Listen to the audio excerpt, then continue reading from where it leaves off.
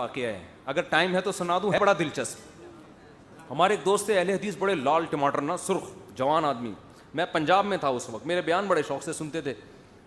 آپ کو پتہ ہے جو میرے بیان شوق سے سنتا ہے اس میں کچھ جراثیم پیدا ہو جاتے ہیں. تو وہ آئے ایک دن مجھے کہنے لگے کہ مفتی صاحب یار دوسری شادی کر, خواتین سے بہت معذرت جو بیٹھی ہوئی ہیں اس بیان سن رہی ہیں, مجھے کہنے لگے مفتی صاحب یار میں بزنس کرتا ہوں, دکان ہے میری, لڑکیاں بہت آتی ہیں خریداری کے لیے, بہت ٹینشن میں ہوں میں, نظر کی حفاظت بہت مشکل ہے. یہ واقعہ میں نے اپنی کتاب میں بھی لکھا تھا, پتہ نہیں چھپا ہے کہ نہیں چھپا. تو کچھ واقعات وہ تصحیح میں جو ہے نا حذف بھی ہوئے ہیں. تو میں نے ان سے کہا اچھا, وہ میرے سامنے بیٹھ کے ہر وقت قرآن حدیث ایسے کرتے رہتے, بے تکلف تھے. کہنے لگے یار میں کیا کروں. میں نے کہا اپنی طرف سے بتاؤں یہ قرآن حدیث کی روشنی میں بتاؤں. کہہ رہے ہیں قرآن حدیث کی روشنی بتائیں. میں نے کہا اچھا قرآن حدیث کی روشنی میں یہ ہے کہ نبی صلی اللہ علیہ وسلم نے فرمایا, بخاری مسلم کی حدیث ہے, من استطاع منکم الباءۃ فلیتزوج, جو نکاح کی طاقت رکھتے ہیں نکاح کر لے. فإنہ اغض للبصر, نکاح میں نگاہ کو جھکانے کی جتنی طاقت ہے کسی اور چیز میں نہیں. اغض کمپیریٹو ڈگری ہے, اغض من کل شیء. سب سے زیادہ نگاہ کو جھکانے کی طاقت کس میں ہے؟ شادی میں. اور شرمگاہ کو حرام کاری سے محفوظ رکھنے کی سب سے زیادہ طاقت کس عمل میں ہے؟ نکاح میں. میں نے کہا دیکھو بزرگوں کے بیانات سننے سے بھی انسان کی نظریں جھکتی ہیں اور برائی سے بچتا ہے, تبلیغ میں 4 مہینے لگانے سے بھی یہ فائدہ ہوتا ہے, درس قرآن سننے سے بھی یہ فائدہ ہوتا ہے, تہجد پڑھنے سے بھی ہوتا ہے. لیکن حدیث کہہ رہی ہے سب سے زیادہ فائدہ نکاح کرنے سے ہوگا. نہیں آ رہی بات بھائی, کمپیئر کیے جا رہے ہیں نا بھائی. آپ بد نظری کے خلاف بیانات سنیں, اس سے بھی فائدہ ہوتا ہے. کسی شیخ و مرشد جو واقعی متبع سنت اس سے بیعت ہو جائیں, اس سے بھی فائدہ ہوتا ہے. کیا خیال ہے؟ تہجد پڑھنے سے بھی ہوتا ہے, جہنم کا سوچنے سے بھی ہوتا ہے, بہت چیزوں سے ہوتا ہے. لیکن حدیث کے میں کیا ہے؟ سب سے زیادہ نگاہ کو جھکانے کی طاقت کس میں ہے؟ نکاح میں. اور میں نے کہا اس کی ایک عقلی لاجک بھی ہے بھائی, بھوک کا سب سے بہتر علاج ہے روٹی کھا لو. کیا خیال ہے؟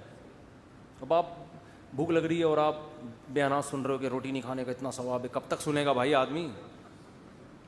تو میں نے کہا اب آپ ماشاء اللہ ہو بھی لال ٹماٹر جیسے, وہ بڑے سرخ سفید تھے, تو اب آپ ایک اور کر لو, تو اس سے کیا ہوگا؟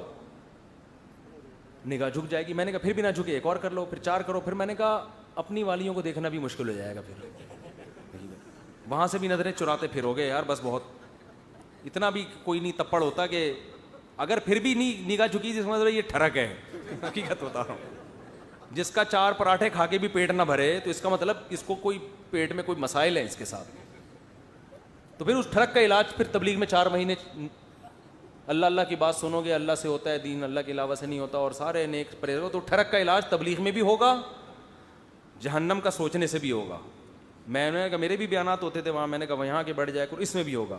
لیکن یہ جو آپ میں جسمانی قوت ہے نا, یہ جو لال لال یہ جو ایسے پھولے ہوئے تھے نا ان کے گال, وہ گوجرا والا کے تھے. وہ گوجرا والا تو صبح صبح آپ کو پتہ ہے, پتہ نہیں بھینسیں اینٹوں پہ کھڑی ہوتی ہیں وہاں پہ, سارے پائے تو وہ گوجرا والے لوگ کھا جاتے ہیں. ایک صاحب نے کہا اتنے پائے گوجرا والا میں کھائے جاتے ہیں. ہم جب گئے نا گوجرا والا, میرا کئی سال پہلے دورہ ہوا تھا بیانات کا, تو ہر جگہ پائے, ہر وقت پائے. ہم تو کراچی والے یوں تھوڑا سا یوں ڈبویا اور پھر 3 دفعہ سوچا کہ ہضم بھی ہوگا, یوں کھایا. وہ ہم نے ان کو دیکھا وہ پیالے بھر بھر کے پی رہے ہیں. تو اتنے پائے کہ ہمارے ایک دوست نے کہا بھائی بھینسیں کیا اینٹوں پہ کھڑی ہوتی ہیں یہاں پہ؟ سارے پائے تو یہ کھا جاتے ہیں. تو اتنے لال سرخ ماشاء اللہ. تو میں نے کہا یہ تو آپ کی صحت ہے.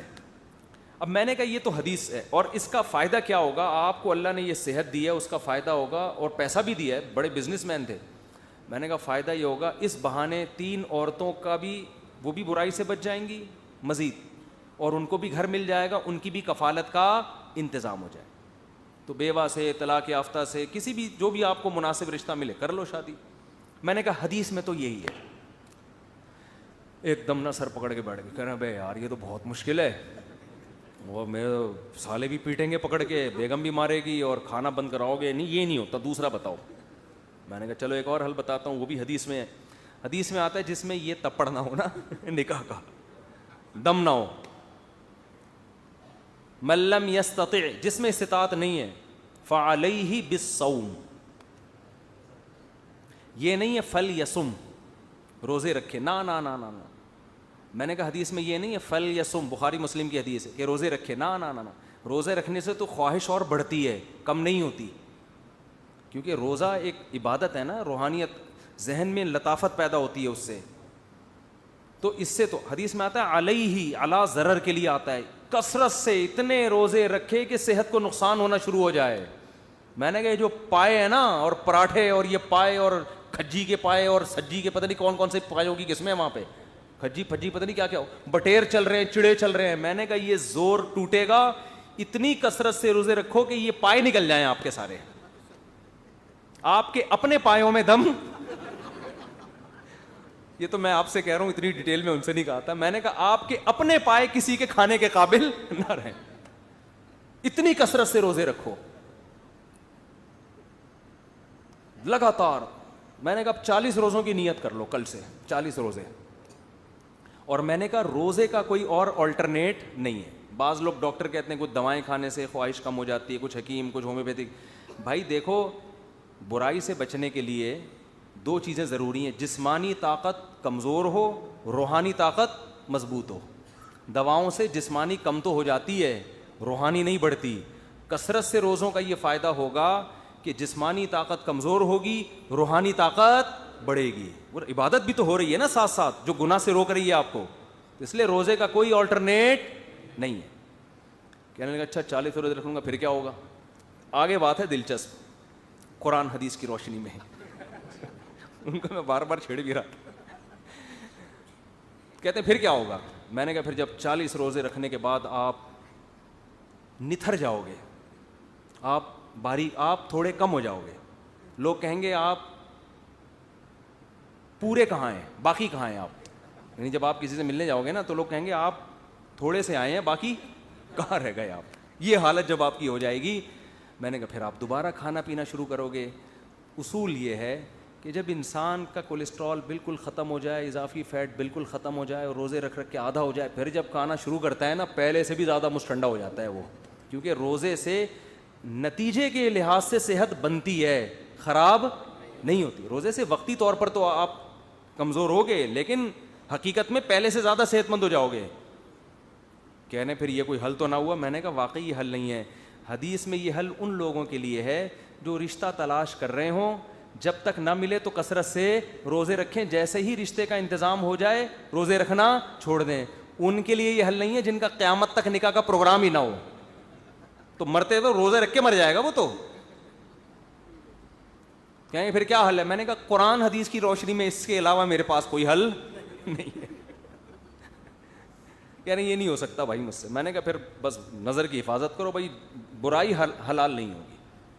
میں نے کہا جاؤ تبلیغ میں 4 مہینے لگاؤ، تو اس کا فائدہ ہوتا ہے کہ وہاں تو ان کی بد نظری کا موقع ہی نہیں ملتا، تو تھوڑی سی عادت پڑ جائے گی. قرآن حدیث میں یہی ہے. اچھا بھائی بس بہت ہو گیا یار. گزارش یہ ہے کہ میں کئی کیا کہہ رہے ہیں، میں فالو کروں پچھلی آپ اپنے چھوٹے بھائی کے لیے ایک رشتہ درکار ہے. اگر آپ کے علم میں کوئی خوبصورت اور خوبصورت رشتہ ہو ہے نہیں، آپ نہیں ہے بھائی. میں رشتے نہیں کراتا اللہ کے بندو، میرے پاس کدھر ٹائم ہے رشتے کرانے کا. اتنے لوگ ہیں، یہ تو سنبھالنا ممکن نہیں ہے. تو فون اٹھاتا ہوں نا کہ ہر دوسرے دن کوئی خاتون میری بچی کے لیے کوئی رشتہ بتا دیں. بھائی اتنے لوگ، اتنی عورتیں ہیں، اتنی لڑکیاں، کس کس کے رشتے کرائیں. اور پھر اب یہ لڑکے بھی پھر شروع ہو جاتے ہیں. پھر ہم نے لڑکوں کا پتہ نہیں ہوتا یہ ہے سالہ کون، سالہ نہیں کہنا چاہیے استغفر اللہ، یہ ہے کون. ہم اپنی ذمہ داری پہ کسی کو رشتہ بتائیں، بعد میں وہ پتہ نہیں کیا نکلے، تو ہم بیان چھوڑ کے وہ مسائل میں ہی حل کرتے رہیں گے. تو یہ بھائی یہ شادی دفتروں سے رابطہ کرو، وہ لوگ فیس لیتے ہیں. مفتی صاحب کلمے کا کیا مقصد، ایمان یقین کی وضاحت کریں. توکل کسے کہتے ہیں؟ تو پورا بیان ہو جائے گا اس پر، جلدی مختصر سوال پوچھا کریں.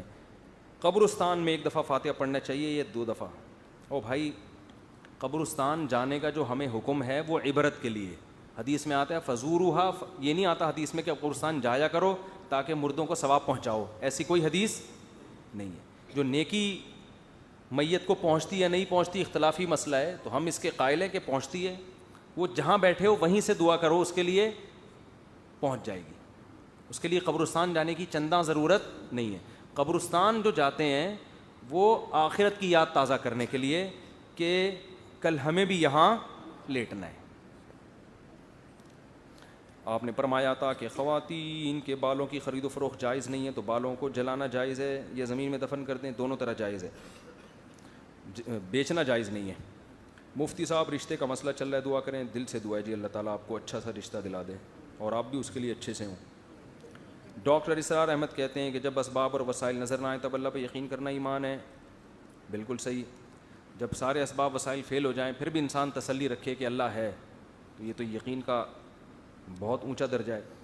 مفتی صاحب لین دین کے بارے میں اسلامی طریقہ، مطلب گاڑی خریدتے وقت یا گھر خریدتے وقت لکھائی کرنا چاہیے، ریکارڈنگ کرنی چاہیے؟ قرآن میں لکھنے کا حکم ہے. سب سے لمبی آیت سورہ بقرہ میں نازل ہوئی ہے کہ معاملات کو لکھا کرو، تو صرف ریکارڈنگ نہ کریں، لکھیں. آج کل تو ویڈیو کا دور ہے، اگر لین دین میں ویڈیو بن جائے تو اچھا نہیں، بہت اچھا ہوگا، لکھنے کے ساتھ ویڈیو بھی بنا لیں. مفتی صاحب لوگ مسجدوں میں پرچے بانٹتے ہیں کہ کسی جگہ کی مشہوری کے لیے، یعنی ہسپتال، اسکول یا بس اڈہ وغیرہ مشہوری کے لیے پرچے چھپا کر مسجد میں بانٹتے ہیں. مسجدوں میں بانٹنا جائز نہیں ہے. البتہ کوئی ہسپتال ٹرسٹ ہو جو پروفیٹیبل ادارہ نہ ہو تو پھر اس کے پمفلٹ مسجد میں بانٹے جا سکتے ہیں. بزنس اور کاروبار مسجد میں نہیں، جائز نہیں.